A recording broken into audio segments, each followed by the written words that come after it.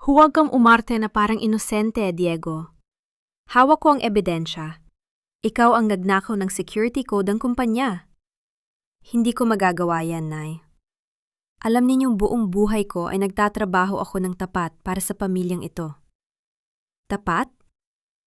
Huwag mo akong manay, Nay. Kung hindi dahil sa pamilyang ito na nagpulot sa'yo sa basurahan, baka matagal ka nang naging kalansay sa kalsada. Ngayong nasangkot ang kapatid mong si Ponso, gusto mo pa kaming hilahin pababa? Si Ponso ang kumuha ng code upang ibenta sa iba, hindi ako. Huwag ninyo akong piliting akuin ang kasalanan ng sarili ninyong anak. Lumuhod ka, Diego. Magmano ka sa akin na yun din, at aminin mo ang kasalanan mo sa harap ng buong barangay. O sisiguraduhin kong wala nang makakarating na kahit isang pirasong gamot para sa Lola Amara mo bukas. Tila huminto ang pag-ikot ng mundo sa pandinig ni Diego.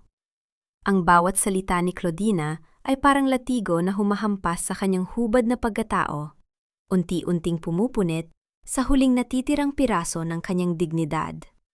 Sa paligid, ang masasayang tugtugan ng Fiesta San Isidro ay naging isang malabong ingay, hinaluan ng mga bulung-bulungan ng kanyang mga kapitbahay na dati ay nakangiti sa kanya, ngunit ngayon ay may mapanghusgang mga mata.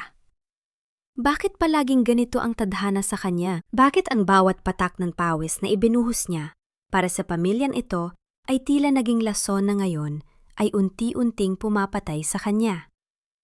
Ang monne antin, ang utang na loob, na paulit-ulit na ibinabato sa kanyang mukha, ay naging isang mabigat na kadena na nagpilit sa kanyang mga tuhod na manginig at tuluyang bumigay sa tuyong lupa ng Barangay Road. Dahan-dahan, sa ilalim ng init ng araw at sa harap ng nagmamasid na karamihan, iniunat ni Diego ang kanyang nanginginig na kamay.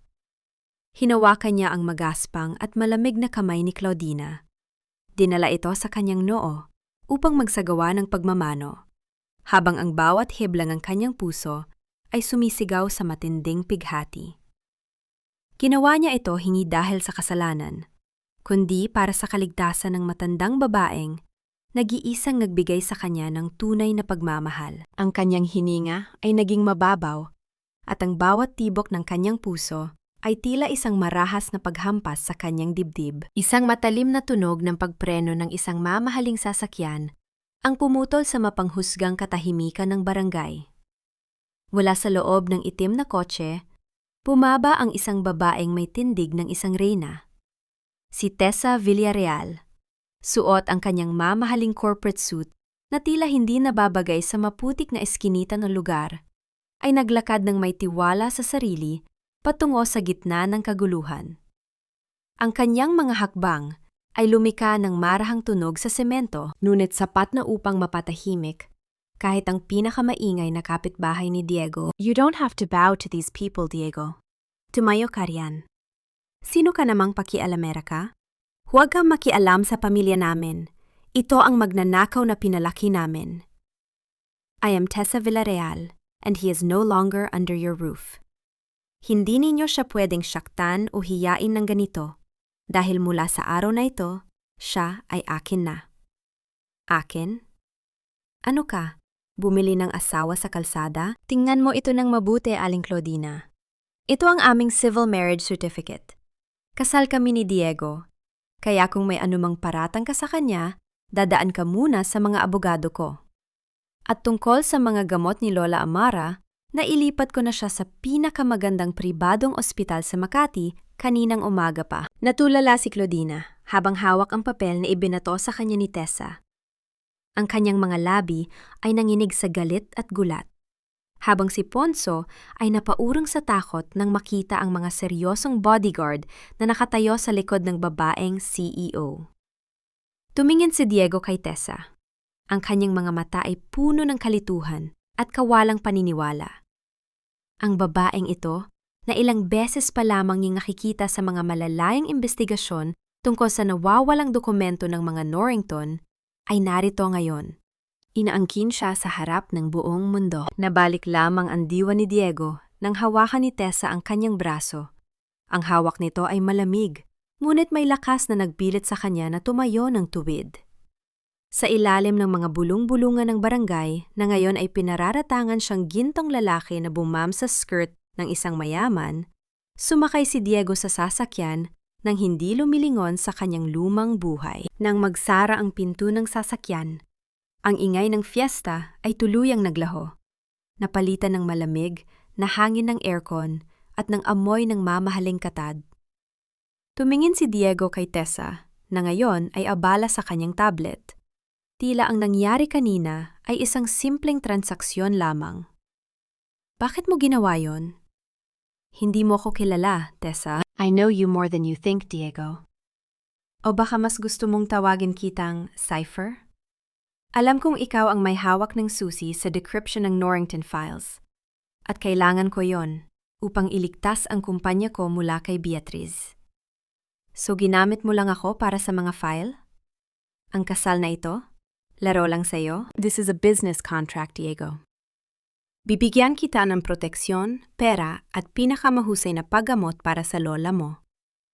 Kapalit niyan, ibibigay mo sa akin ang access sa system ng mga Norrington. Simple lang, di ba? No emotions, purely business. Humarap si Diego sa bintana, pinagmamasdan ang mga patak ng ulan na nagsisimulang gumuhit sa salamin ng sasakyan. Isang malalim at madilim na lungkot ang bumalot sa kanyang puso. Iniligtas nga siya mula sa dumi ng barangay. Ngunit ipinasok naman sa isang gintong hawla kung saan ang kanyang pagkatao ay muling tinatasa batay sa kanyang halaga bilang isang kagamitan. Bago pa man siya makasagot, naramdaman ni Diego ang pag-vibrate ng kanyang lumang telepono sa loob ng kanyang bulsa. Kinuha niya ito at binuksan ang isang bagong mensahe mula sa isang hindi kilalang numero. Ang mga salitang nakasulat doon ay nagpatigil sa kanyang paghinga, habang ang lamig ay gumapang mula sa kanyang gulugod patungo sa kanyang buong katawan. Sana ay nagustuhan mo ang regalo ko sa fiesta, Derek. Hindi ka pa rin nagbabago, palaging nagpapasagip sa iba. Magkita tayo sa laro ng kamatayan. Itabi mo ang telepono mo, Diego. Narito na tayo. Nabalik ang diwa ni Diego mula sa malamig na screen ng kanyang telponyo nang marinig ang utos ni Tessa. Huminto ang sasakyan sa ilalim ng naglalakihang ilaw ng Villarreal Tower, isang gusaling gawa sa salamin at baka na tila umaabot sa madilim na kalanghitan ng Makati. Nang bumaba sila, naramdaman ni Diego ang matinding kaibahan ng kanyang daigdig. Ang kanyang maruming tsinelas at basang t-shirt ay nag-iwan ng mga bakas ng putik sa makintab na sahig na gawa sa marmol. Pinagmasdan siya ng mga gwardya at mga empleyadong panggabi na may halong pandidiri. Ngunit isang malamig na tingin lamang mula kay Tessa ay sapat na upang mapayuko ang bawat isa sa kanila. Pumasok sila sa malawak na opisina ng CEO sa pinakamataas na palapag, kung saan ang ingay ng lungsod ay ganap na nawala sa likod ng makakapal na salamin. Inilapag ni Tessa ang isang makapal na folder sa ibabaw ng kanyang lamesang gawa sa mamahaling kahoy. Pirmahan mo ito at gagawin ko ang lahat ng ipinangako ko sa iyo sa barangay. Hindi ko pa nababasa ang mga kondisyon, Tessa. Hindi ako tanga para pumirma sa isang bagay na hindi ko naiintindihan. Ang tanging kailangan mo lang intindihin ay ito. Ililigtas ko ang lola mo, bibigyan kita ng bagong buhay, at kapalit nyon ay bubuksan mo ang pribadong server ni Beatriz Norrington. Alam kong ikaw ang gumawa ng orihinal na encryption ng kanilang kumpanya bago kanila itinapon sa kalsada. Ang boses ni Tessa ay walang bahid ng emosyon. Tila ba ang buhay ni Diego ay isa lamang sa mga karaniwang kasunduan na ginagawa niya araw-araw. Tumingin si Diego sa mga pahina ng kontrata. Ang bawat titik doon ay tila mga panibagong rehas na handang kumulong sa kanyang kalayaan. Ngunit nang maalala niya ang mukha ni Lola Amara na nanginginig sa malamig na silid ng kanilang lumang bahay, alam niyang wala siyang ibang pagpipilian. Pumayag ako, ngunit may mga sarili akong kondisyon na hindi nakasulat dito. At ano naman ang mga iyon? Huwag mong kalilimutan, Diego. Ako ang may hawak ng baraha rito. Gusto ko ng isang pribadong silid para kay Lola Amara sa Makati Medical Center. Kumpletong gamot, at isang pribadong nurse na mag-aalaga sa kanya ng 24 oras. At higit sa lahat, walang sinuman sa pamilya ni Claudina ang pwedeng lumapit sa kanya. Kapag nalaman kong lumabag ka sa kahit isang pangako, hinding-hindi mo makukuha ang mga code na hinahanap mo, kahit patayin mo pa ako. Tinitigan siya ni Tessa na matagal. Tila sinusukat ang lalim ng tapang ng lalaking nasa kanyang harap. Sa kabila ng kanyang karumal-dumal na anyo, may isang bagay kay Diego na hindi kayang durugin ng kahirapan. Ang kanyang matatag na paninindigan. Kinuha ni Diego ang mamahaling pilak na pluma mula sa ibabaw ng lamesa upang lumagda.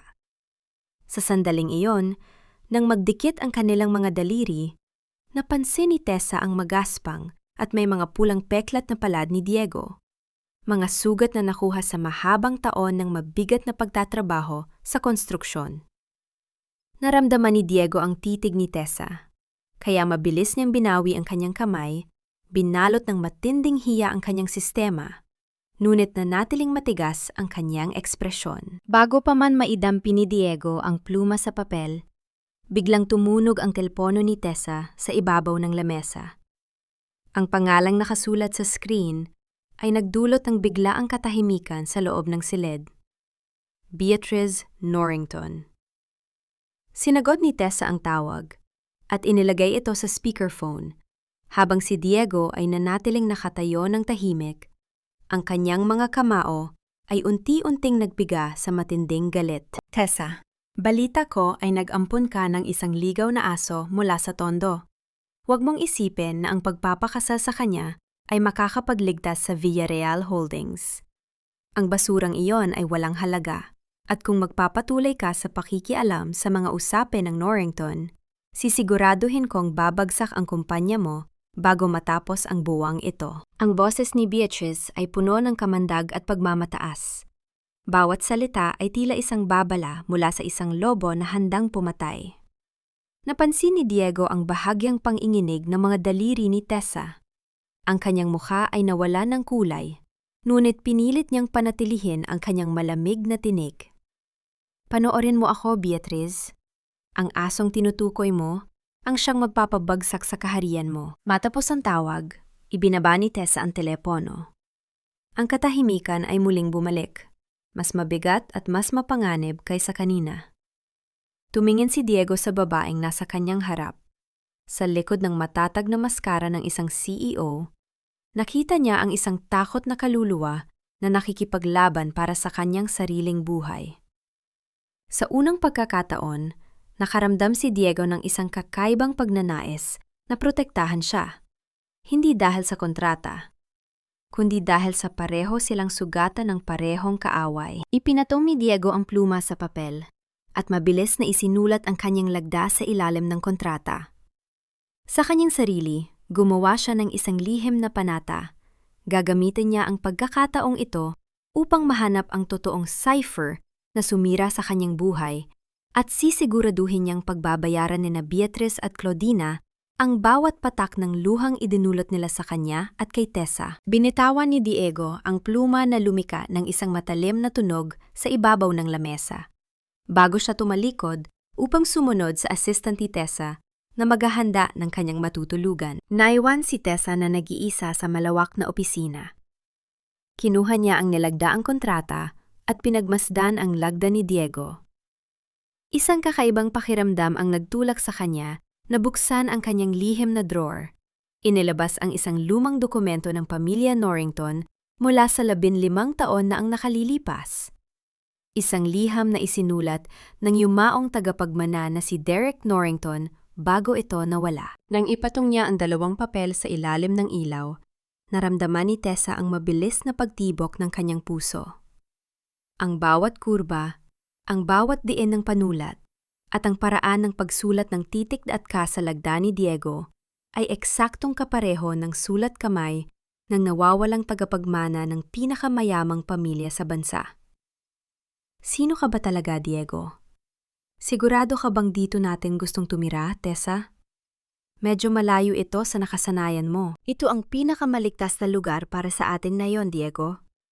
Walang mag-iisip na ang isang CEO ng Villarreal ay titira sa isang simpleng paupahang bahay sa gilid ng barangay. Kailangan nating maging ordinaryong tao sa paningin ng iba. Ordinaryong tao. Para sa akin, madali lang yan. Pero para sa'yo, baka hindi mo kayanin ang lamig ng gabi rito nang walang mamahaling heater. Kaya ko ang sarili ko. Huwag mo akong maliitin, Diego. Pumasok sila sa loob ng maliit na bungalow na napaliligiran ng mga lumang puno ng saging at may bakod na gawa sa kinakalawang na yero. Para kay Tessa, ang bawat sulok ng bahay na yon ay tila isang banyagang mundo. Ang maliit na sala na may lumang silya, ang kusina na may simpleng kalan, at ang silid na may iisang banig sa sahig. May matinding pader ng pagkailang sa pagitan nilang dalawa habang inaayos ang kanilang mga kakaunting gamit. Si Diego ay nanatiling tahimik. Kumikilos ng may kasanayan sa loob ng maliit na espasyo, habang si Tessa naman ay tila hindi malaman kung saan ilalagay ang kanyang mga mamahaling hakbang. Nang sumapit ang gabi, ang bango ng piniritong tuyo at sinangag na may maraming bawang ay nagsimulang pumuno sa maliit na kusina. Nakatayo si Tessa sa may pinto. Pinagmamasdan si Diego na maingat na nagbabaligtad ng isda sa kawali. Sa kanyang buong buhay, ang mga hapunan niya ay palaging nagaganap sa mga marangyang restauran na may mga pilak na kubyertos. Ngunit ang simpleng amoy ng pagkain na niluluto ni Diego ay nagdulot ng isang hindi maipaliwanag na gutom sa kanyang sikmura. Maupo ka na. Alam kong hindi ito ang uri ng pagkain na kinakain mo. Ngunit, ito lang ang mayroon tayo ngayon. Actually, it smells really good. Mas mabango pa ito sa mga mamahaling pagkain na nakasanayan ko. Kumain sila ng magkaharap sa isang maliit na lamesang gawa sa plywood. Sa bawat subo ni Tessa, unting natutunaw ang kanyang malamig na pananggalang. Ang simpleng init ng bagong lutong kanin ay tila nagdala ng isang estrangherong init sa kanyang puso. Pinagmasdan siya ni Diego, isang banayad na ngiti ang sumilay sa mga labi ng lalaki nang makita ang sarap sa bawat pagsubo ng babae. Bandang madaling araw, isang marahas na bagyo ang humampas sa lalawigan. Ang bawat patak ng ulan sa bubong na yero ay lumikha ng mabilis at magulong ingay na gumising kay Tessa. Bigla siyang nakaramdam ng lamig nang magsimulang tumulo ang tubig mula sa kisame ng sala. Tessa! Dalhin mo rito ang balde sa banyo! Bilis!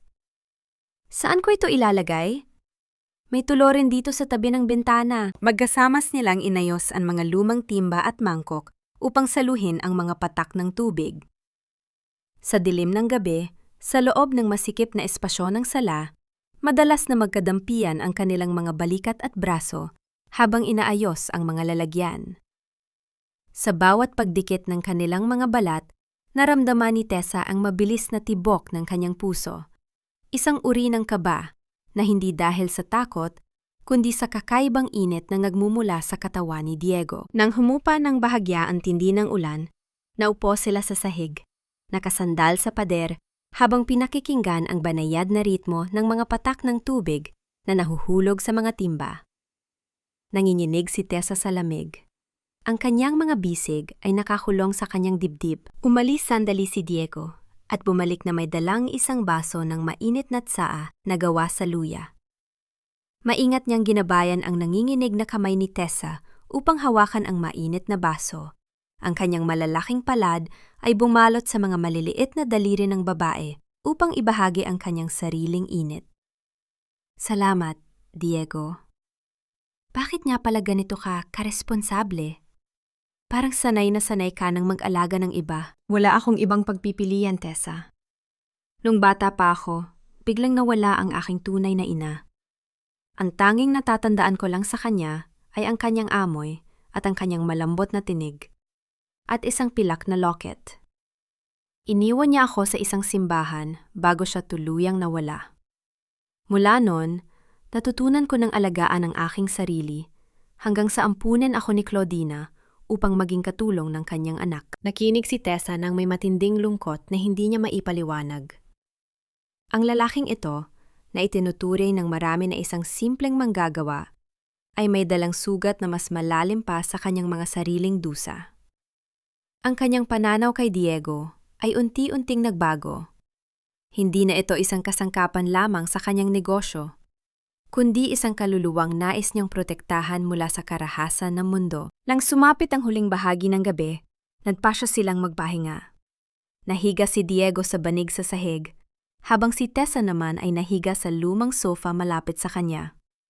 Nang gumalaw si Diego upang ayusin ang kanyang unan, bahagyang naalis ang takip nito at lumabas ang isang maliit na bahagi ng isang lumang pilak na locket na nakatago sa ilalim. Napansin ito ni Tessa, ngunit hindi na niya ito ginalaw upang hindi mabulabog ang tulog ng lalaki. Sa kalagitnaan ng gabi, binalot ng matinding katahimikan ng bahay, hinaluan lamang ng banayad na simoy ng hangin mula sa bintana. Biglang nagsimulang gumalaw ng mabilis si Diego. Ang kanyang noo ay napuno ng malamig na pawis habang ang kanyang mga kamay ay mahigpit na humawak sa banig. Huwag ninyo akong iwan. Derek! Tumakbo ka, Derek! Rumingig ang kanyang boses sa tahimik na silid. Puno ng matinding takot at bighating, tila nagmumula sa isang madilim na bangin ng kanyang nakaraan. Mabilis na bumaba si Tessa mula sa sofa at lumuhod sa tabi ni Diego. Hawak ang nanginginig nitong balikat habang patuloy na sumisigaw ang lalaki sa kanyang panaginip. Tinatawag ang pangalang, hindi naman sa kanya. Anong ginagawa mo sa gitna ng hating gabi, Diego? At bakit ang bilis ng mga daliri mo sa keyboard na yan? Napatigil ang bawat galaw ni Diego nang marinig ang boses ni Tessa mula sa likuran.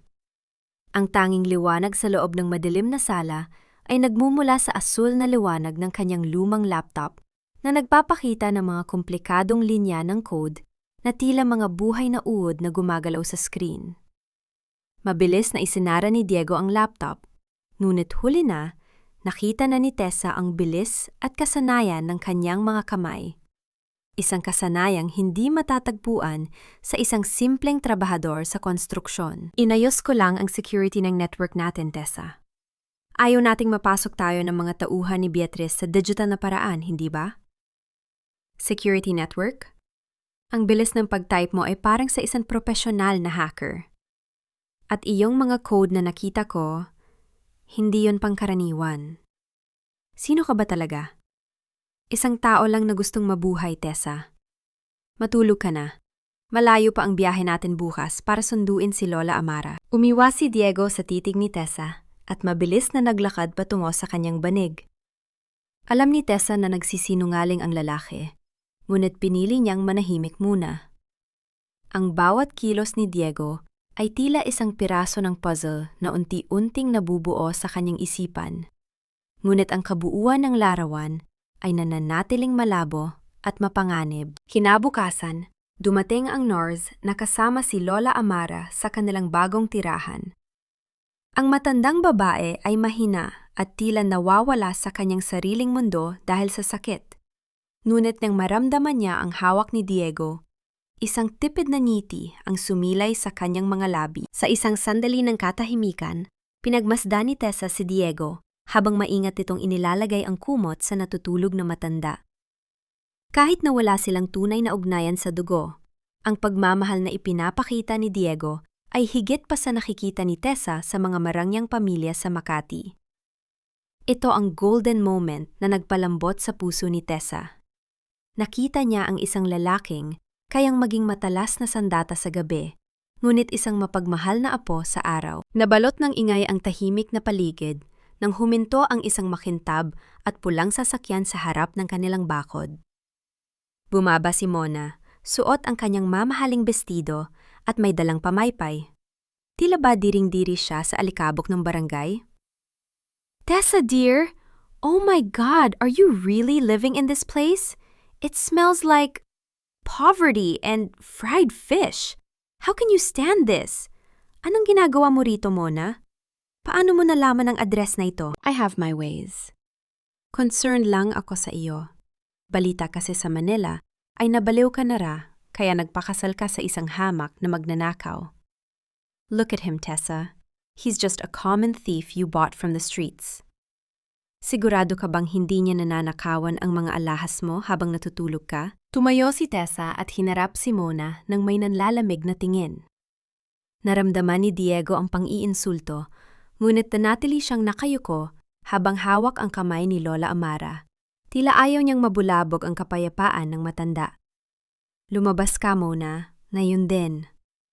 Ang lalaking tinatawag mong magnanakaw ay ang asawa ko, at sa bahay na ito, mas may halaga ang dangal niya kaysa sa lahat ng mamahaling gamit na suot mo. Umalis ka na bago ko pa makalimutan na kaibigan kita. Napaatras si Mona sa gulat at telit. Bago siya tuluyang lumabas, may ibinagsak siyang isang maliit na pira-pirasong papel sa lamesa. Nang makaalis ang sasakyan ni Mona, naiwan ang isang mabigat na katahimikan sa loob ng bahay. Tiningnan ni Diego si Tessa. Ang kanyang mga mata ay puno ng lihim na pasasalamat. Hindi siya sanay na may nagtatanggol sa kanya, lalo na ang isang babaeng katulad ni Tessa. Nang pulutin ni Tessa ang papel na iniwan ni Mona, nakita niya ang isang address ng isang tanyag na private investigator sa Manila at may nakasulat na maikling nota sa likod. Huli ka na, Tessa. Alam ko na ang totoo tungkol sa asawa mo. Matapos ang hapunan, habang abala si Diego sa pag-aayos ng mga gamit sa kusina, napansin ni Tessa ang isang bagay na nakasilip sa ilalim ng basurahan sa labas ng pinto. Isang maliit na flash drive na tila itinapon ng nagmamadali. Pinulot niya ito at mabilis na isinaksak sa kanyang sariling laptop nang masiguro niyang hindi nakatingin si Diego. Ang tanging file na nandoon ay may pamagat na nagpabilis sa tibok ng kanyang puso at nagpadaloy ng lamig sa kanyang mga ugat. Norrington Project, Derek. Bago pa niya mabuksan ang file, isang malakas na tunog ng busina mula sa isang dumadaang sasakyan sa labas ang bumasag sa katahimikan ng gabi, dahilan upang mabilis na isara ni Tessa ang kanyang laptop at itago ang flash drive sa loob ng kanyang bulsa. Anong akala mo, Diego? Pagkatapos mong yumaman at makatira sa bahay na may pader, kakalimutan mo na ang nagpalaki sa'yo? Wala akong kinalaman sa anumang video na kumakalat, Aling Claudina. At wala akong balak na makipag-usap sa inyo. Aba, at natuto ka na ring sumagot na yon? Dahil ba sa babaeng yan na binili ang pagkatao mo? Tingnan mo ang ginawa mo. Dahil sa video na kumalat, pati ang anak kong si Ponso ay hindi na makalabas ng bahay dahil sa kahihiyan. Kahihiyan? O dahil natatakot si Ponso na malaman ng lahat na siya ang tunay na kumuha ng pera sa kumpanya ninyo. Huwag mo akong mabaligtad-baligtad, Diego. Kung hindi dahil sa akin, hanggang ngayon ay sa kalsada ka pa rin namumulot ng tira-tirang pagkain. Wala kang utang na loob. Ang bawat salita ni Claudina ay tila mga lason na ibinubuga sa loob ng maliit na sala ni na Diego at Tessa. Kasunod nito ay ang marahas na pagpasok ni Ponso na walang pakundangang itinulak ang mga gamit sa lamesa.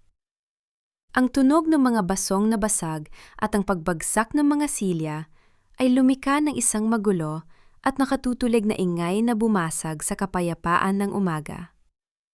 Sa labas ng bakod, nagsimula na mag-umpisa ang kawan ng mga usisero, hawak ang kanilang mga telepono habang pinapanood ang nagaganap na eksena. Nanginginig ang mga kamay ni Tessa habang hawak ang kanyang sariling telepono. Ang video na inilabas ni Mona ay mabilis na naging viral. Ang bawat komento ay tila mga patalim na sumusugat sa kanyang dangal. Tinatawag siyang asawa buyer, isang desperadang CEO na gumamit ng pera upang kumuha ng isang lalaking may madilim na nakaraan. Ang matinding hiya ay tila isang mabigat na kumot na sumasakal sa kanyang paghinga. Diego, sige na. Magbigay ka ng 5 milyong piso ngayon din at tatahimik na kami. Kung hindi, ilalabas ko sa lahat na pati ang pagpapagagamot mo sa matandang yan ay galing sa nakaw na pera. Sobra na ito, Aling Claudina. Lumabas na kayo sa bahay ko. Nanatating matatag si Diego sa harap ng kanyang ina-inahan. Ngunit ang kanyang puso ay nagdurugo sa bawat insultong naririnig. Sa kalagitnaan ng gulo, sinipa ni Ponso ang kahon ng mga gamot ni Lola Amara na nakalagay sa tabi ng kama. Ang mga tableta at bote ng syrup ay humagi sa sahig. Ang ilan ay nabasag at nagkalat ang malagkit na likido sa semento. Dito naganap ang golden moment na hindi malilimutan ni Tessa. Sa halip na gumanti ng suntok o sumigaw, dahan-dahang lumuhod si Diego sa sahig. Sa harap ng kanyang mga kaaway, maingat niyang pinulot ang bawat kahon ng gamot. Pinunasan ng alikabok sa mga ito gamit ang kanyang sariling damit at maingat na ibinalik sa lagayan. Ang kanyang pagtitimpi ay mas malakas pa sa anumang sigaw. Ito ay ang lakas ng isang taong sanay na sa apak ng mundo. Ngunit tumatangging maging katulad ng mga umaapak sa kanya. Akala ninyo ba ay wala akong hawak laban sa inyo? Ponso, alam ko ang tungkol sa mga peking resibo na ginawa mo sa hardware store noong nakaraang buwan. At Aling Claudina, may record ako ng lahat ng perang kinuha mo mula sa ipon ni Lola Amara. Kung hindi kayo lalabas sa pintong yan sa loob ng 3 segundo, ang susunod na makakausap ninyo ay ang mga pulis na may bit-bit na warrant. Ang boses ni Diego ay mababa, malamig, at puno ng otoridad na hindi pa kailanman narinig ni na Claudina. Nakita ni Tessa ang biglang pagbabago sa mukha ng mga kontrabida. Ang kanilang pagmamataas ay napalitan ng matinding takot nang ma-realize na ang asong dati nilang sinisipa ay mayroon na ngayong matatalim na ngipin.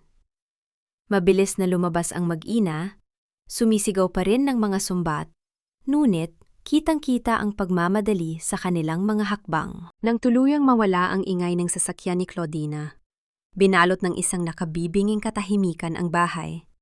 Doon lamang bumigay si Tessa.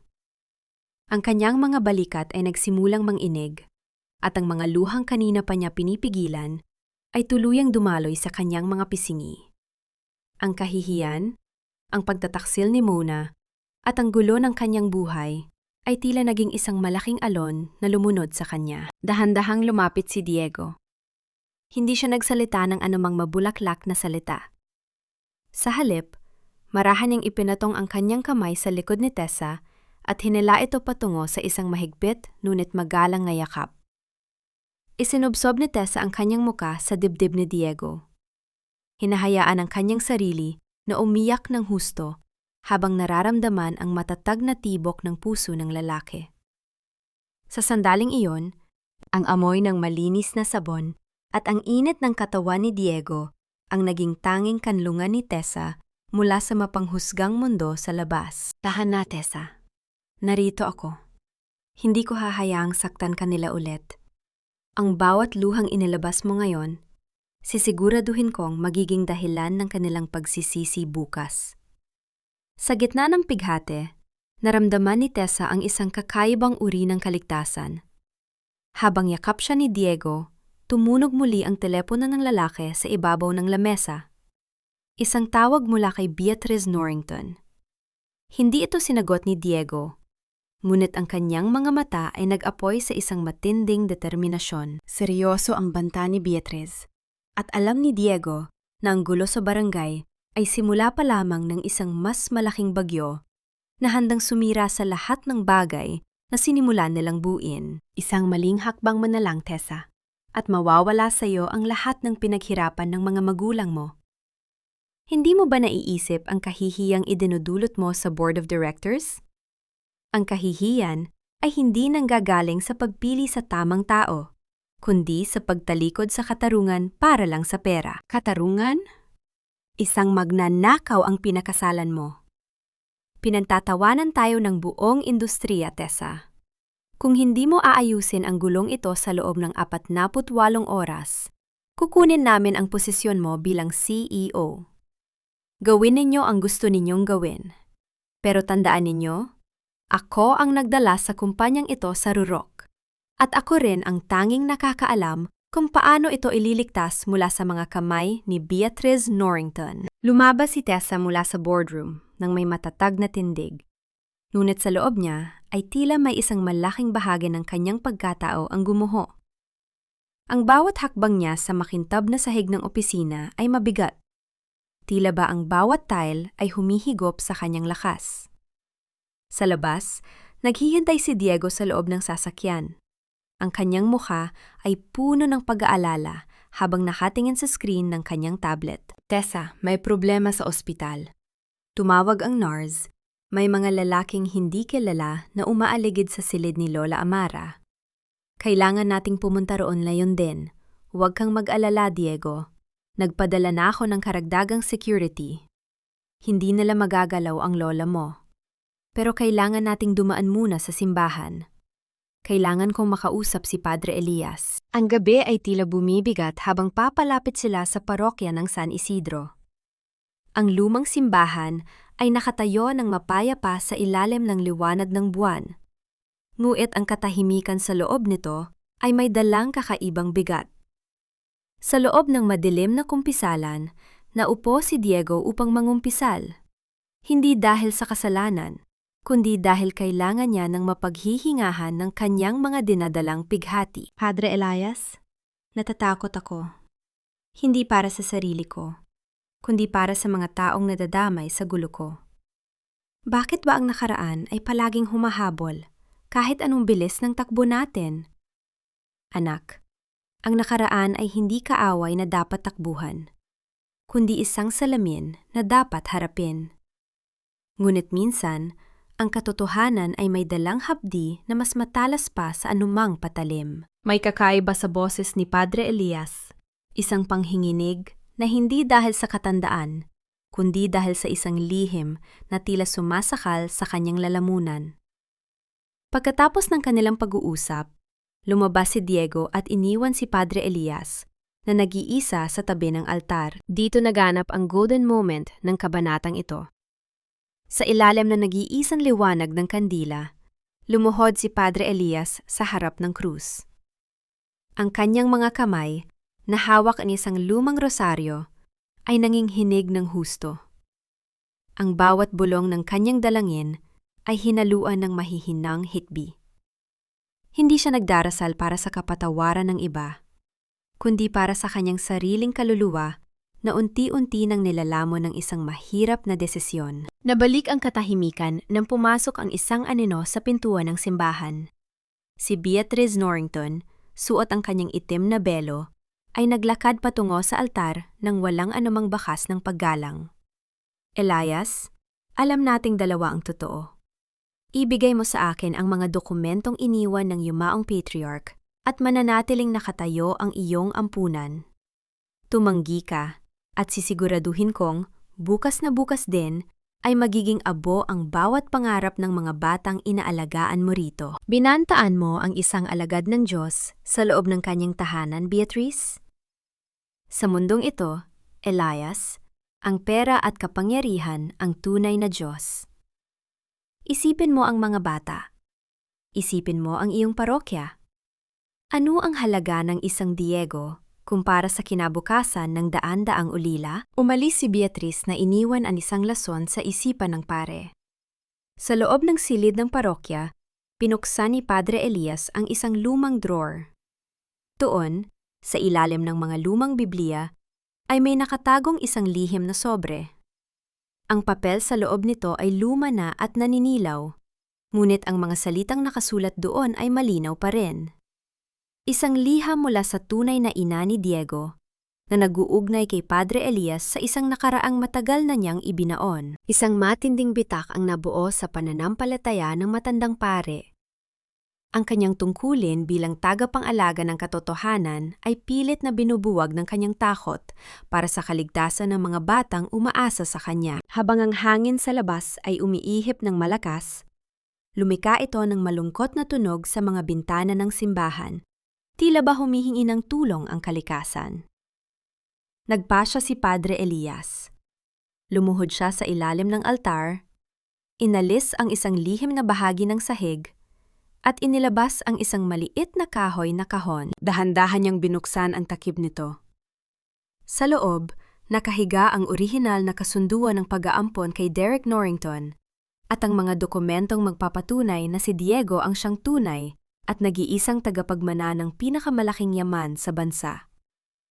Hahayaan ko bang makuha ito ng mga lobo o pananatilihin ko ang aking pananahimik hanggang sa mawasak ang lahat? Ito ang mga dokumentong magpapatunay na ang batang itinapon mo sa kalsada ay ang siyang dapat na nakaupo sa iyong trono, Beatriz. Ibibigay ko ito sa iyo. Huwag mo lang sakta ng mga bata. Matalinong desisyon, Padre Elias. Para sa mga bata o para sa sarili mong konsensya. Ang mahalaga sa akin na ang huling alas laban kay Diego at Tessa. Patawarin ako ng Diyos sa ginagawa kong ito. Ngunit, hindi ko hahayaang madamay ang mga walang malay sa kasalanan ng nakaraan. Ang bawat salita ni Padre Elias ay tila isang matalim na kutsilyo na humihiwa sa kanyang sariling kaluluwa.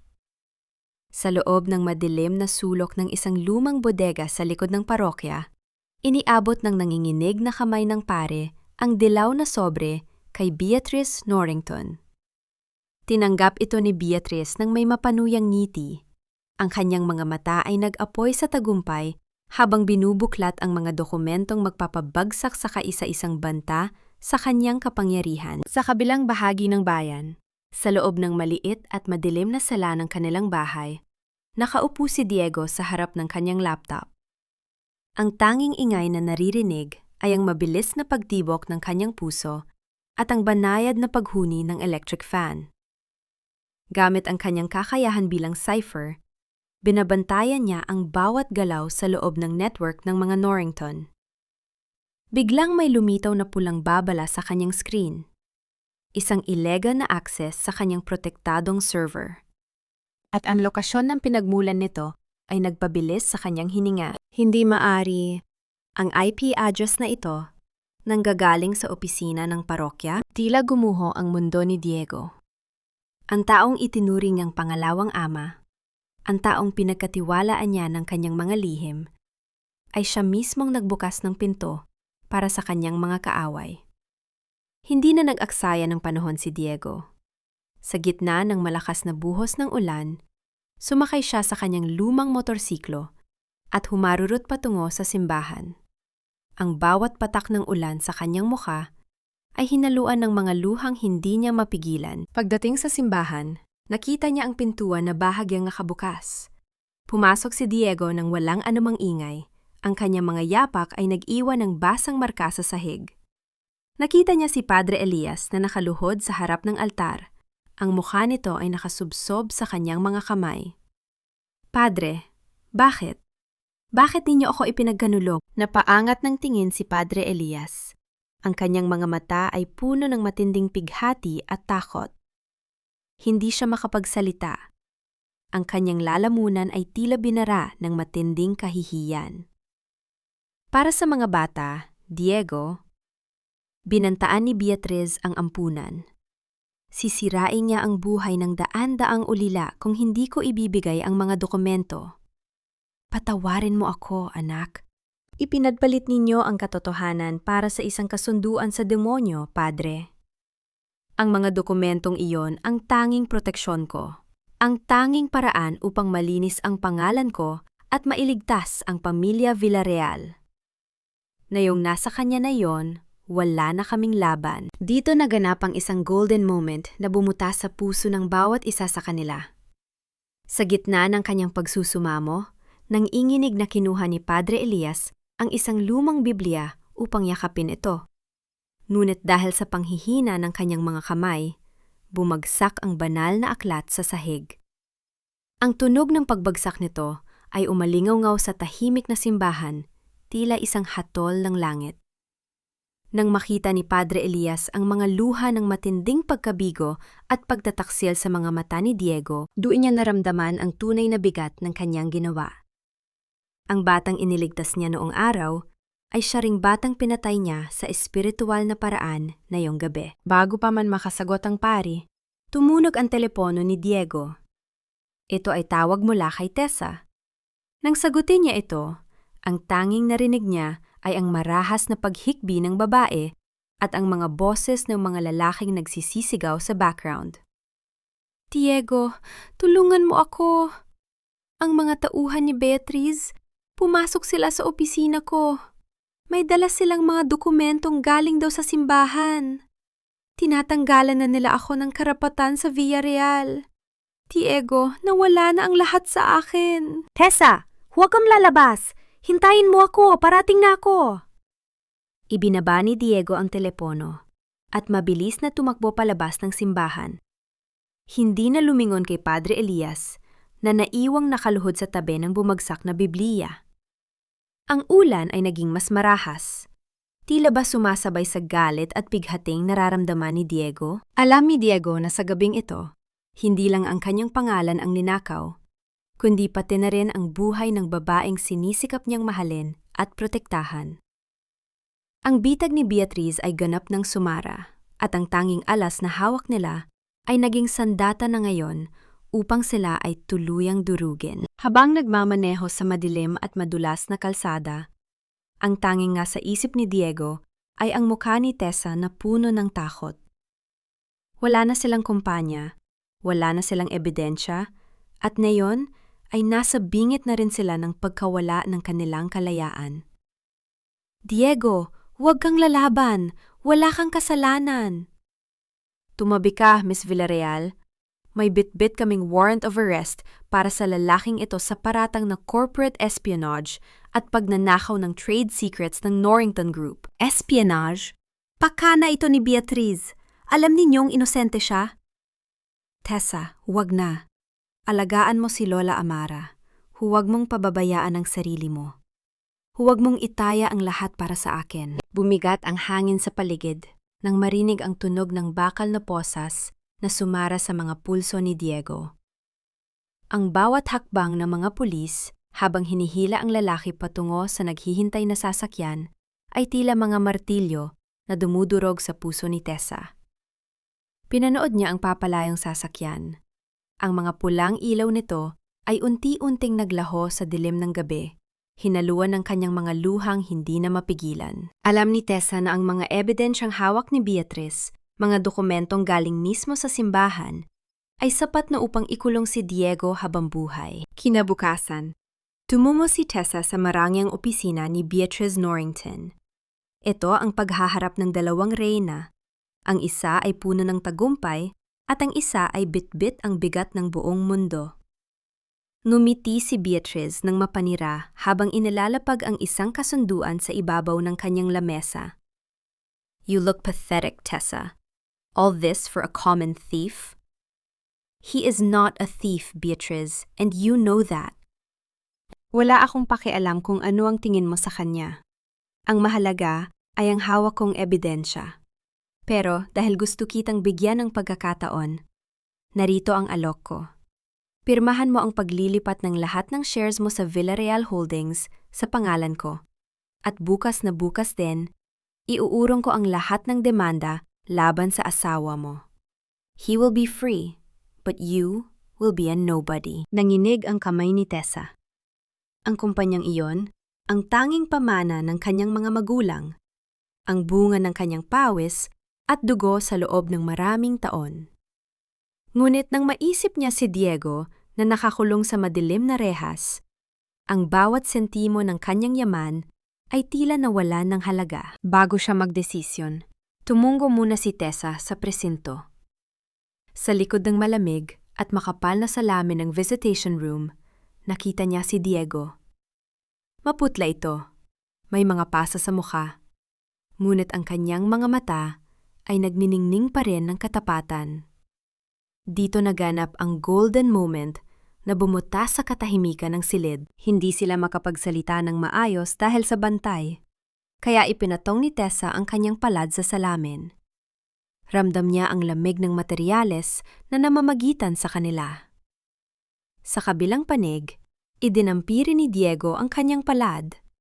Tila ba sa ganoong paraan ay maiparating nila ang init ng kanilang mga puso. Dahil sa lamig ng silid, ang hininga ni Tessa ay lumikha ng isang munting hamog sa salamin.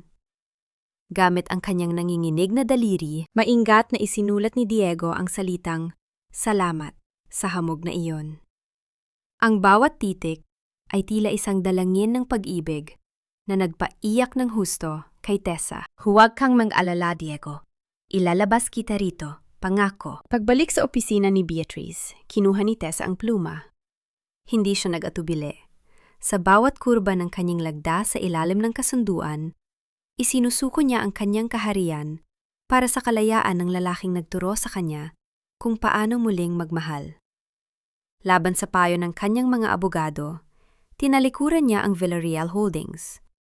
Lumabas siya ng gusali nang walang dalang anuman, kundi ang kanyang dangal at ang susi ng kanilang maliit na bahay sa barangay. Nang sumunod na araw, bumukas ang malaking gate ng kulungan. Lumabas si Diego. Ang liwanag ng umaga ay nagpasakit sa kanyang mga mata na nasanay sa dilim. Sa labas, nakatayo si Tessa sa tabi ng kanyang lumang sasakyan. Wala na siyang suot na mamahaling alahas, at may bitbit siyang isang maliit na maleta na naglalaman ng kanyang mga kakaunting personal na gamit. Lumapit si Diego. Ang kanyang puso ay puno ng matinding pighati nang mapagtanto ang sakripisyong ginawa ng babae. Tessa, bakit? Bakit mo ibinigay ang lahat? Ang kumpanya mo, ang buhay mo. Hinawakan ni Tessa ang mukha ni Diego. Ang kanyang ngiti ay payapa at puno ng liwanag sa kabila ng kanilang kawalan. Wala na akong kumpanya, Diego.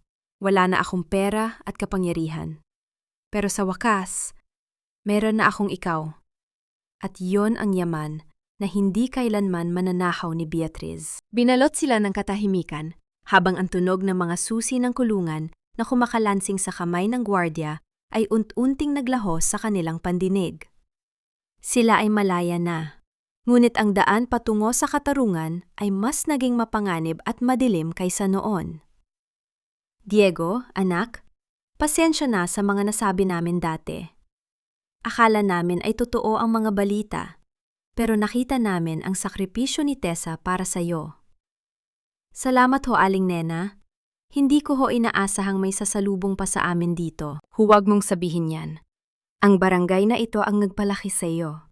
At kahit wala na kayong yaman, ang mga pintuan namin ay laging bukas para sa inyo. Ang bawat salita ng pagtanggap mula sa kanilang mga kapitbahay ay tila isang mainit na haplos sa sugatang puso ni Diego. Pagbalik nila sa maliit na bahay na may kinakalawang na bakod, hindi panlalait ang sumalubong sa kanila, kundi ang amoy ng bagong luto na supas at mga supot ng pandesal na iniwan sa kanilang pintuan. Ang mga taong dati ay naging bahagi ng kanyang kahihiyan, ay sila ring naging unang sandigan sa kanilang muling pagbangon. Sa loob ng bahay, binalot sila ng katahimikan ng gabi. Ngunit ang katahimikang ito ay wala ng bigat ng takot. Habang inaayos ni Tessa ang kanilang kakaunting gamit, narinig nila ang marahang pagkatok sa pinto. Nang buksan ito ni Diego, tumambad sa kanya ang hapis na muka ni Padre Elias. Ang matandang pare ay basa ng ulan, at ang kanyang mga mata ay puno ng pagsisisi na tila pasan ang buong mundo. Huli na ba ang lahat para sa aking kapatawaran, Diego? Padre, pumasok ho kayo. Hindi ako narito upang humingi ng pabor. Narito ako upang itama ang aking pagkakamali. Nung ibinigay ko ang mga dokumento kay Beatriz, hindi niya napansin na may isang maliit na memory card na nakatago sa loob ng lumang Biblia. Ito ang huling piraso ng decryption key na ginawa ng iyong tunay na ina bago siya nawala. Ito ang magpapatunay na ikaw ay hindi lamang isang Norrington, kundi ang siyang kaisa-isang tagapagmana na may kontrol sa cipher system. Inabot ni Padre Elias ang isang maliit na card na may balot ng tela.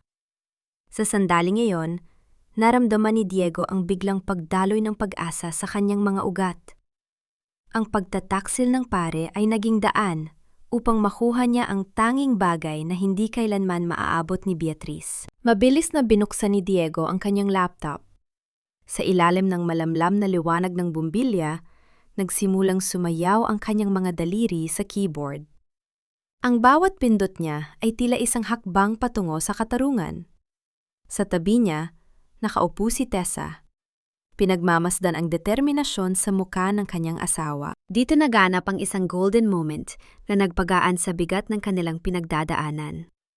Dahil sa pagod at gutom, kinuha ni Tessa ang huling piraso ng saging na saba na bigay ng kapitbahay. Sa halip na kainin ito ng buo, Maingat niya itong hinati sa dalawa at iniabot ang kalahati kay Diego. Nagkatinginan silang dalawa at sabay na tumawa ng mahina sa gitna ng kanilang kahirapan. Ang tamis ng simpleng saging ay tila naging mas masarap pa kaysa sa anumang handa sa Makati dahil kinakain nila ito ng may malinis na konsensya at tapat na pag-ibig. Handa ka na ba, Diego? Bukas ang anibersaryo ng Norrington Group. Handa na ako, Tessa. Ibabalik ko ang lahat ng kinuha nila sa'yo. At sisiguraduhan kong malalaman ng buong mundo ang totoong kulay ni Beatriz. Habang natutulog si Tessa sa banig, nanatiling gising si Diego.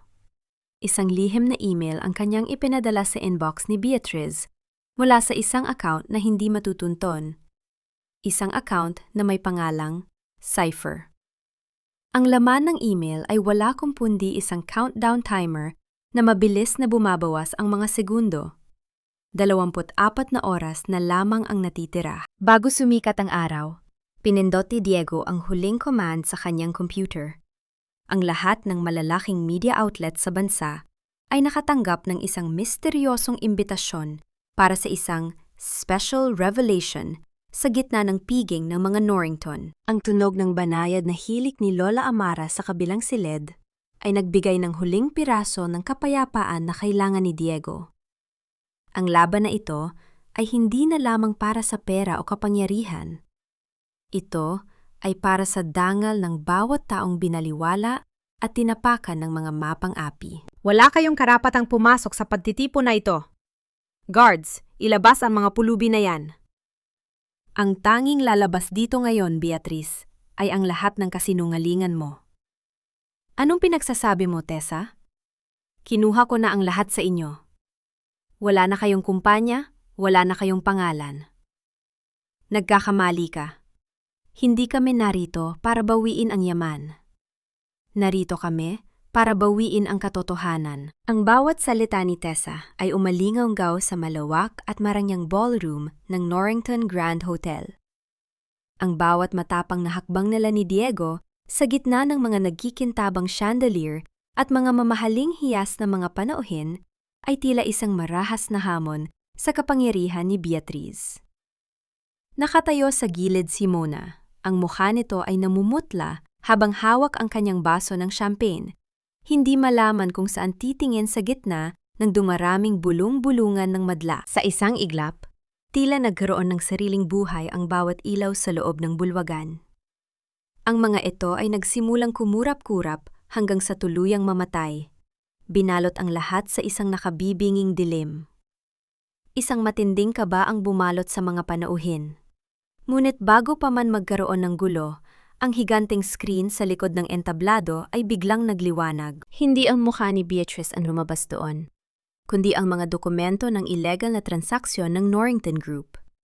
Ang bawat pahina ng pandaraya, ang bawat pekeng lagda na ginamit ni Beatriz upang nakawin ang Villarreal Holdings, ay isa-isang ipinakita sa harap ng buong bansa.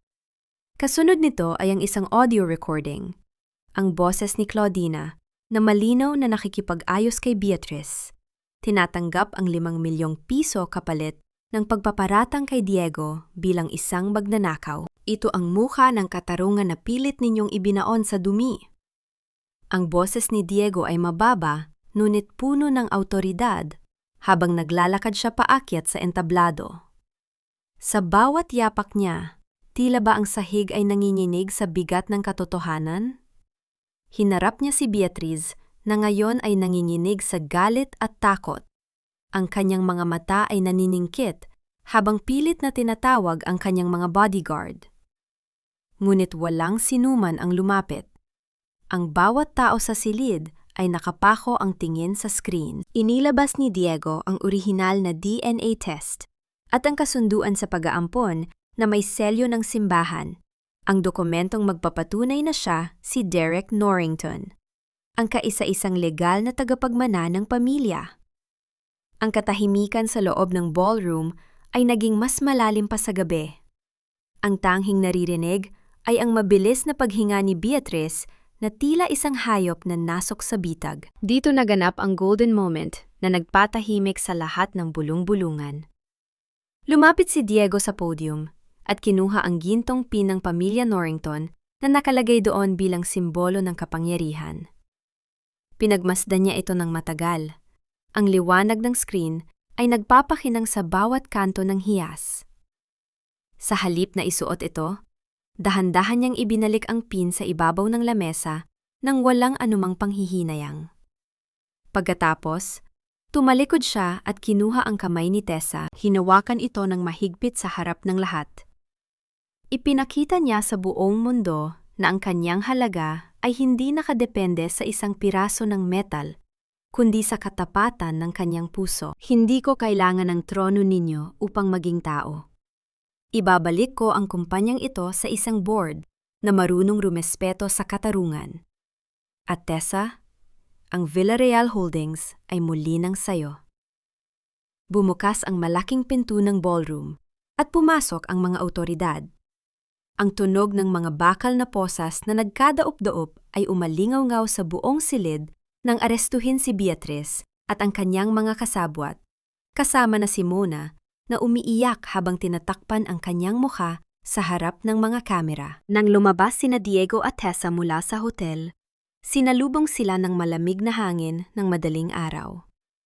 Ngunit bago sila makarating sa sasakyan, isang figura ang biglang lumitaw mula sa dilim.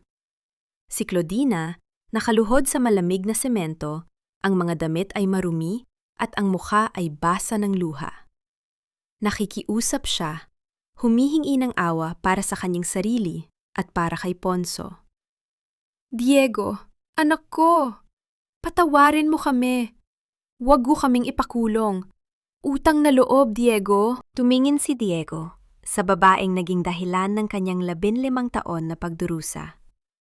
Ang kanyang puso ay nahati sa pagitan ng hustisya at ng alaala ng mga gabi kung kailan wala siyang matakbuhan.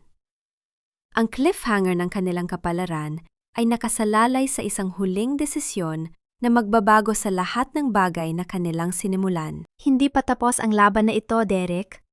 Babawi ako. Sisiguraduhin kong mabubulok ka rin sa hirap. Tapos na ang lahat, Beatriz. Ang tanging mabubulok ay ang mga kasinungalingan mo sa loob ng rehas na yan. Diego, anak, maawa ka. Huwag mo kaming pababayaan ni Ponso. Kami ang pamilya mo. Pamilya? Ang pamilya ay hindi nagbebenta ng sariling anak para sa pera, Aling Claudina. Ang batas na ang magpapasya sa inyo ngayon. Ang bawat tunog ng pagbagsak ng malyete sa kahoy na lamesa ng hukuman ay tila isang hatol, hindi lamang mula sa batas, kundi pati na rin sa mahabang panahon ng paghihirap at pighati ni Diego. Sa loob ng malamig na silid ng korte, binalot ng matinding katahimikan ang bawat panauhin nang basahin ang hatol kay Beatriz Norrington, pagkakakulong ng maraming taon dahil sa corporate fraud, falsification of documents, at espionage. Nakita ni Diego ang unti-unting pagguho ng mukha ni Beatriz. Ang kanyang dating mataas na pagmamataas ay napalitan ng isang desperadong takot habang hinihila siya ng mga gwardya palabas. Para naman kay Claudina at Ponso, dahil sa kanilang pakikipagtulungan sa huling sandali at sa pakiusap na rin ni Diego para sa kaunting awa, sila ay binigyan ng probation. Ngunit ang parusa ay hindi lamang natatapos sa papel. Inutusan sila ng korte na isagawa ang community service sa loob ng barangay at ibalik ang bawat sentimo na kinuha nila mula sa mga naipon ni Lola Amara. Ang matinding hiya na nadarama nila sa harap ng kanilang mga kapitbahay ay naging mas masakit pa kaysa sa anumang rehas. Pagkatapos ng paglilitis, naganap ang isang golden moment sa labas ng gusali ng katarungan. Hinarap ni Diego si Claudina sa huling pagkakataon. Nakayuko ang matanda. Ang kanyang mga kamay ay nanginginig habang hawak ang kanyang lumang panyo. Inasahan ni Claudina na sisigawan siya ni Diego.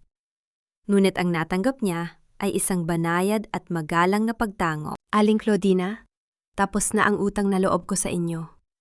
Mula ngayon, tatahimik na ang buhay natin. Maglingkod tayo ng tapat sa barangay at huwag na ninyong sakta ng iba. Ang pagtawag ni Diego sa kanya bilang Aling Claudina, sa halip na nanay, ay tila isang matalim na hiwa sa hangin. Ito ang hangganan ng isang relasyong binuo sa takot at panggagamit. Sa kabila ng lahat, hindi naghiganti si Diego ng may galit. Naghiganti siya ng may katarungan at katahimikan. Isang bagay na mas nagpadama kay Claudina ng bigat ng kanyang mga nagawang pagkakamali. Bago sila tuluyang umalis, lumapit si Padre Elias kay Diego sa ilalim ng malaking puno sa gilid ng korte. Ang matandang pare ay may bitbit na isang maliit na bag, handa na sa kanyang paglalakbay patungo sa isang malayong misyon sa kabundukan upang doon ay magsilbi at humingi ng kapatawaran sa Diyos at sa kanyang sarili. Iniabot niya ang isang maliit na sobreng puti kay Diego. Diego, anak, narito ang lokasyon ng tunay na libingan ng iyong ina. Nahanap ko ito sa mga lihim na tala ng parokya. Puntahan mo siya at doon mo hanapin ang huling piraso ng iyong kapayapaan. Salamat ho, Padre. Sana ay mahanap ninyo ang hinahanap ninyong patawad sa inyong pupuntahan. Nang lumisan ang pare, naiwan sina Diego at Tessa na naglalakad sa pampang ng Manila Bay habang ang araw ay unti-unting lumulubog, nagbibigay ng kulay kahel at ginto sa buong kalangitan.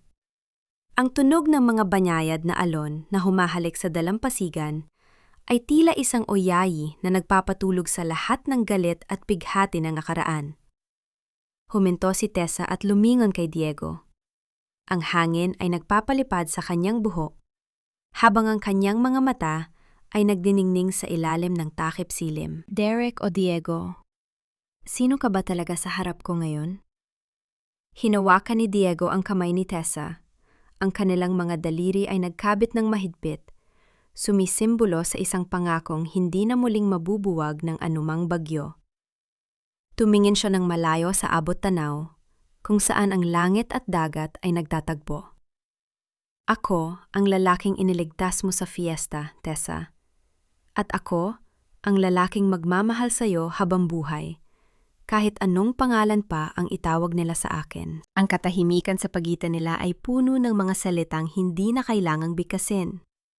Sila ay nagsisimula pa lamang sa isang landas na walang yaman at kapangyarihan, ngunit puno ng pag-asa at wagas na pag-ibig. Isang taon ang mabilis na lumipas mula nang huling bumagsak ang malyete ng katarungan sa loob ng malamig na hukuman. Sa ilalim ng masayang sikat ng araw sa barangay, hindi na hiyawan o sumbat ang naririnig, kundi ang masiglang tinig ng mga bata sa loob ng isang bagong gusaling gawa sa matibay na kahoy at semento. Ang San Isidro Tech and Learning Center ay nakatayo na ngayon sa tabi ng lumang simbahan. Isang munting paraiso kung saan ang mga pangarap ay hindi na kinukulong ng kahirapan. Sa loob ng silid-aralan, nakaupo si Diego sa harap ng isang grupo ng mga kabataan. Ang kanyang mga daliri ay hindi na bumubuo ng mga code para sa digmaan, kundi nagtuturo kung paano buuin ang kinabukasan. Sa labas, sa ilalim ng malilim na puno ng mga, nakaupo si Lola Amara sa kanyang paboritong tumba-tumba. Ang kanyang mukha ay payapa. Ang bawat kulubot sa kanyang balat ay tila mga guhit ng isang kwentong may masayang pagtatapos. Hindi na siya nanginginig sa takot. Ang kanyang mga mata, kahit malabo na, ay nakatitig sa kanyang apo na ngayon, ay malaya na sa anumang tanikala ng nakaraan. Lumapit si Tessa mula sa opisina ng sentro. Dala ang isang listahan ng mga bagong gamit para sa mga bata. Wala na siyang suot na mamahaling perlas o sapatos na gawa sa Italya. Ang kanyang simpleng blusa at tsinelas ay sapat na upang ipakita ang kanyang tunay na ganda. Isang kagandahang nanggagaling sa loob. Diego, lunch is ready! Pinadalhan tayo ni Aling Nena ng adobong manok bilang pasasalamat sa pagtulong mo sa anak niya kahapon. Salamat, Tessa. Saglit lang, tatapusin ko lang ang huling lesson na ito. Mga bata, tandaan ninyo, ang tunay na talino ay walang halaga kung wala itong kasamang malasakit sa kapwa. Opo, Kuya Diego! Sabay-sabay na tumakbo ang mga bata palabas. Ang kanilang mga yabag ay lumika ng isang masayang ritmo sa semento.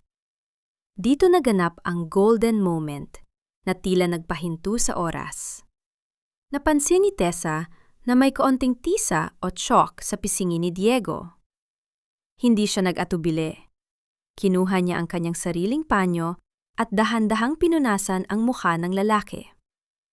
Ang kanilang mga mata ay nagtagpo at sa sandaling iyon, ang lahat ng pait ng nakaraan, ang pagtataksil ni Beatriz, ang kalupitan ni Claudina, at ang pighati sa kulungan, ay tuluyan ang naging bahagi ng isang malayong alaala. Nang sumapit ang hapon, nagtungo silang dalawa sa likod bahay upang panuurin ang paglubog ng araw.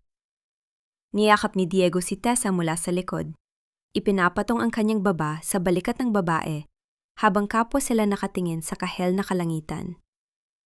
Ang bawat buntong hininga nila ay puno ng pasasalamat. Alam mo, Diego, minsan naisip ko, kung hindi dahil sa gulo sa fiesta noon, baka hanggang ngayon ay nakakulong pa rin ako sa boardroom. Hindi alam ang tunay na kahulugan ng kaligayahan. At ako naman, baka hanggang ngayon ay nagtatago pa rin ako sa dilim. Iniisip na ang buhay ko ay isang pagkakamali lang. Pero dahil sa iyo, nahanap ko ang landas ng pagsisisi at pagpapatawad. Nagawa mo na bang patawarin si Claudina, Diego? Napatawad ko na siya, Tessa. Hindi dahil sa nararapat siya, kundi dahil nararapat ang puso ko sa kapayapaan. Ang galit ay isang mabigat na bagahe na ayaw ko nang dalhin sa bagong buhay natin. Ang huling aral na iniwan ng kanilang kwento sa bawat tagapakinig ay malinaw. Ang tunay na yaman ay hindi nasusukat sa ginto o sa taas ng katungkulan, kundi sa lalim ng pagmamahal na handang magsakripisyo ng walang hinihintay na kapalit. Ang katarungan ay hindi lamang pagpaparusa sa mga nagkasala, kundi ang pagbibigay ng pagkakataon sa sarili na muling mabuhay ng may danggal. Sa ilalim ng huling sinag ng araw, nanatiling magkayakap ang dalawa. Wala ng lihim, wala ng kontrata, at wala ng takot. Ang kanilang pag-ibig ay hindi na isang kasunduan sa papel, kundi isang panghabang buhay na tahanan na binuo mula sa mga guho ng pighati at pinatibay ng wagas na katapatan. Ang tunog ng banayad na hilik ni Lola Amara mula sa loob at ang huni ng mga ibon sa paligid ay naging huling musika ng kanilang bagong simula. Ang gabi ay dumarating, ngunit hindi na ito madilim dahil dala nila sa kanilang mga puso ang liwanag ng isang wagas na pag-asa. Ang paglubog ng araw sa dalampasigan ng Manila Bay ay hindi lamang pagtatapos ng isang mahabang paglalakbay, kundi ang simula ng isang gabi na wala ng takot at puno ng kapayapaan. Ang mga alon ay tila bumubulong ng pag-asa na sa kabila ng bawat unos, laging may dalampasigang naghihintay para sa atin. Mga mahal kong tagapakinig, maraming salamat sa pagtitiyaga ninyong samahan sina Diego at Tessa hanggang sa huling yugto ng kanilang kwento. Habang isinusulat ko ang bawat salita, hindi ko mapigil ang mapaluha nang maalala ang eksena noong pilit na pinapaluhod si Diego para magpagmamano kay Claudina. Ramdam ko ang hapdi ng pagkakataong yon, ang bigat ng pagyurak sa danga ng isang tao dahil lamang sa utang na loob. At sino ang makakalimot sa sakripisyo ni Tessa? Ang isuko ang lahat ng kanyang pinaghirapang yaman upang iligtas ang lalaking pinagbibintangan ng buong mundo. Ang kwentong ito ay hindi lamang basta katang-isip. Ito ay hango sa mga tunay na sugat at tagumpay ng mga tao sa ating paligid na patuloy na lumalaban para sa katarungan at tunay na pag-ibig. Ang buhay ay parang isang lumang bubong na yero na madalas tumulo kapag may bagyo. Maari nating subukang takpan ang mga butas ng panandaliang yaman o kapangyarihan, ngunit ang tunay na lunas ay ang matiyagang pagkumpuni nito gamit ang katapatan at pagpapatawad. Sa huli, hindi mahalaga kung gaano karaming ulan ang pumasok, kundi kung meron tayong kasamang handang humawak ng timba at manatili sa ating tabi sa gitna ng dilim. Kung kayo ang nasa kalagayan ni Diego, kaya niyo rin bang harapin ang inyong nakaraan nang may ganitong uri ng katahimikan at patawad? O kung kayo si Tessa, handa rin ba ninyong itaya ang lahat para sa isang taong walang maibigay sa inyo, kundi ang kanyang tapat na puso? Nasaan po kayo habang nakikinig sa kwentong ito? Nagluluto ba kayo para sa inyong pamilya? Nagpapahinga matapos ang isang nakakapagod na araw? O marahil, ay meron din kayong dinadalang sariling bagyo? Sana ay mag-iwan kayo ng komento at ibahagi ang inyong mga saloobin dahil dito sa ating munting tahanan, laging may handang makinig sa inyong mga kwento. Huwag niyo rin sanang kalimutang i-like at i-share ang video na ito upang mas marami pa tayong maabot na mga pusong nangangailangan ng paghilom. Manatili sana kayong matatag at puno ng pag-asa. Hanggang sa muling pagkakataon, naway laging maging maliwanag ang inyong landas. Pamagat ng kwento, ang susi ng kahapon at ang pangako ni Tessa. Paalala, ang lahat ng mga tauhan at sitwasyon sa kwentong ito ay kathang-isip lamang na nilikha para sa layuning libangin at maghatid ng positibong mensahe. Ang karapatang-ari ng kwentong ito ay pagmamay-ari ng channel na Bituing Pag-ibig.